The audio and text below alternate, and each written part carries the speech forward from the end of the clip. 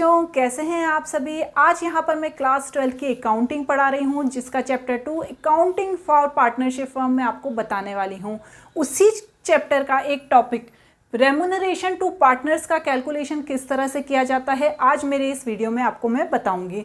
तो हम स्टार्ट करते हैं। सबसे पहले सैलरी और कमीशन, जिसे हम रेम्यूनरेशन कहते हैं, उसका कैलकुलेशन किस तरह से किया जाता है। लेकिन उससे पहले बच्चों, मैं हूं पूजा मेहता और मेरे यूट्यूब चैनल स्टडीनेटिक में आप सभी स्टूडेंट्स का वेलकम है। स्टूडेंट्स, अभी तक यदि आपने मेरे चैनल को सब्सक्राइब नहीं किया तो प्लीज़ सब्सक्राइब करें, लाइक करें, कमेंट करें और मुझे मोटिवेट करें। तो स्टार्ट करते हैं रेम्यूनरेशन टू पार्टनर्स। सबसे पहले इसमें मैं आपको बताऊंगी सैलरी के बारे में एंड देन मैं आपको बताऊंगी कमीशन के बारे में।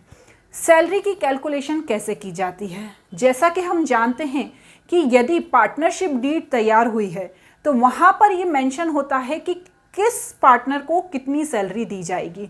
लेकिन यदि पार्टनरशिप डीड तैयार नहीं हुई है, उस स्थिति में जो 1932 पार्टनरशिप एक्ट के प्रोविज़न हैं, उसके अकॉर्डिंग किसी भी पार्टनर को सैलरी नहीं दी जाती है।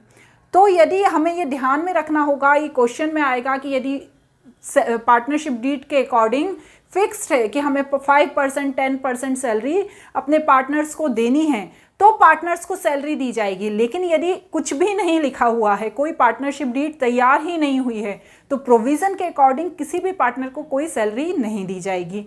ये तो इसका फर्स्ट पॉइंट हो गया। अब इसके सेकंड पॉइंट में ये है कि सैलरी का कैलकुलेशन कैसे होगा। हमेशा सैलरी जो का पेमेंट होगा, यदि पार्टनरशिप डीड में दिया हुआ है कि सैलरी प्रोवाइड की जाएगी, तो उसका कैलकुलेशन हमेशा पर एनम के बेस पर होगा, मतलब ईयरली पेमेंट होगा।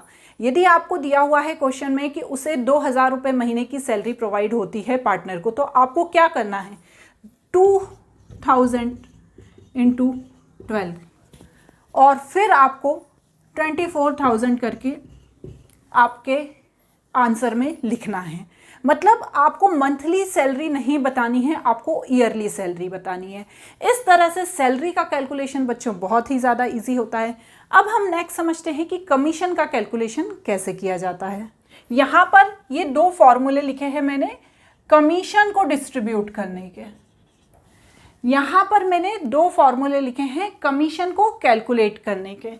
ठीक है, पहला फॉर्मूला लिखा है परसेंटेज ऑफ नेट प्रॉफिट और distributable profit before charging commission. Question में यदि आपको आया है कि बिफोर चार्जिंग कमीशन, तो आपको ये वाला फॉर्मूला लगाना है। नेट प्रॉफिट और डिस्ट्रीब्यूटेबल प्रॉफिट बिफोर कमीशन, ये क्वेश्चन में दिया रहेगा, into rate of commission and upon 100। ये किन स्थिति में लगाना है, जब क्वेश्चन में दिया हो कि बिफोर चार्जिंग कमीशन।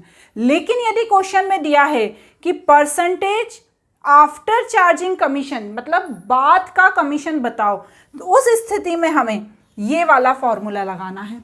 इस फॉर्मूले में क्या है, नेट प्रॉफिट और distributable profit into rate of commission upon 100 plus rate of commission. ध्यान रखिएगा ये दोनों फॉर्मूले। यदि आपको क्वेश्चन में दिया है कि बिफोर चार्जिंग कमीशन है, तो आपको ये वाला फॉर्मूला लगाना है। लेकिन यदि आपको क्वेश्चन में दिया है आफ्टर चार्जिंग कमीशन है, तो आपको ये फॉर्मूला लगाना है। लेकिन इसमें एक बात का और ध्यान रखिएगा, नेट प्रॉफिट और जो डिस्ट्रीब्यूटेबल प्रॉफिट बिफोर कमीशन यहाँ पर भी लिखा जाएगा एंड यहाँ पर भी बिफोर कमीशन लिखा जाएगा। जो यहाँ नेक्स्ट वाला जो प्रोसीजर है, रेट ऑफ कमीशन अपॉन 100 जो यहाँ पर कर रहे हैं, वो यहाँ ऐसा ना करके rate of commission 100 plus rate of commission करना है। तो ये दो फॉर्मूले को हमको रेम्यूनरेशन जब कमीशन का कैलकुलेशन करें, उस समय इन दो फॉर्मूला को याद रखना है। और इसी तरह से यदि आप ध्यानपूर्वक क्वेश्चन में देखेंगे कि बिफोर लिखा है या आफ्टर लिखा है, तो आपका कभी भी कमीशन का कैलकुलेशन गलत नहीं होगा। बच्चों, आपको मेरा ये वीडियो कैसा लगा मुझे ज़रूर बताइएगा। Thank you.